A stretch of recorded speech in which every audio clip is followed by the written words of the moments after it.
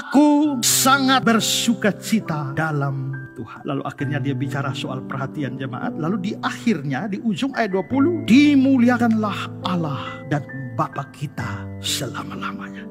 Jadi dalam urusan persembahan yang dia terima, pertama-tama aku bersukacita dalam Tuhan. Tapi setelah itu dimuliakanlah Allah dan Bapa kita. Menarik saudara bahwa pada saat Paulus menerima persembahan, dia bersukacita di dalam Tuhan. Dia memuliakan Allah Bapa kita. Ini menunjukkan bahwa Paulus adalah orang yang sangat sadar bahwa sekalipun jemaat Filipi yang memberikan bantuan kepada dia, tapi sesungguhnya semua berasal dari Tuhan. Tuhanlah yang menggerakkan jemaat Filipi untuk memberi bagi dirinya. Dan ini memang benar. Semua bantuan, semua dukungan, semua kontribusi, semua sokongan yang kita dapatkan, yang saudara dapatkan dari orang lain, sepanjang itu dilakukan dengan tulus hati, pikirkanlah itu pasti pekerjaan Tuhan di balik itu. Ingatlah kisah ketika orang Israel mau keluar dari Mesir. Mereka sudah diperbudak lama sekali. Waktu mereka keluar, Tuhan suruh mereka minta bagian mereka pada orang Mesir. Rasanya mustahil orang Mesir bisa kasih. Tapi yang terjadi adalah, coba lihat Keluaran 3, 21-22. Dan aku akan membuat orang Mesir bermurah hati terhadap bangsa ini, sehingga apabila kamu pergi, kamu tidak pergi dengan tangan hampa. Tapi tiap-tiap perempuan harus meminta dari tetangganya dan dari perempuan yang tinggal di rumahnya barang-barang perak, emas, dan kain-kain yang akan kamu kenakan kepada anak-anakmu lelaki dan perempuan. Demikianlah kamu akan merampasi orang Mesir. Kamu minta, Tuhan janji, aku akan membuat orang Mesir bermurah hati. Jadi waktu mereka minta, Israel minta, orang Mesir mau kasih. Kenapa? Karena Tuhan yang bikin mereka murah hati. Jadi kalau sampai ada orang yang mau bantu saudara, ada orang yang mau beri pada saudara, ada orang yang mendukung saudara dengan tulus, ingat baik-baik, semua itu pasti dikerjakan oleh Tuhan. Setiap berkat yang saudara terima melalui orang lain, sebenarnya Tuhanlah yang menggerakkan orang-orang itu membantu saudara. Kita bukan hanya bicara soal uang, bantuan apa saja, bantuan secara moral, bantuan secara finansial, dukungan-dukungan, nasihat-nasihat, segala sesuatu dukungan yang baik, itu pasti Tuhan di belakangnya. Karena Alkitab bicara bahwa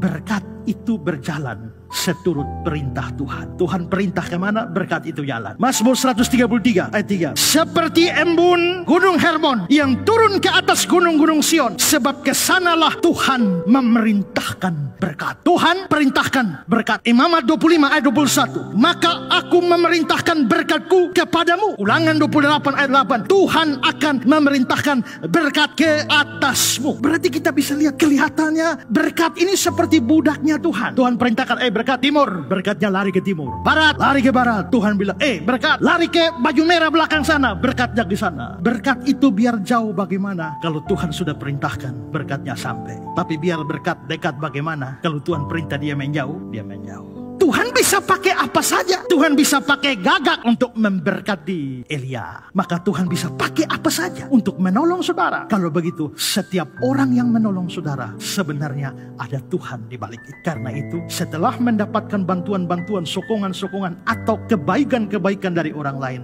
jangan lupa bersyukur. Aku bersukacita dalam Tuhan. Terpujilah Allah dan Bapa kita. Dia bicara soal persembahan yang diterima dari jemaat Filipi. Pikirkan, berkat Tuhan satu-satu hitunglah, kau niscaya kagum oleh kasih-Nya.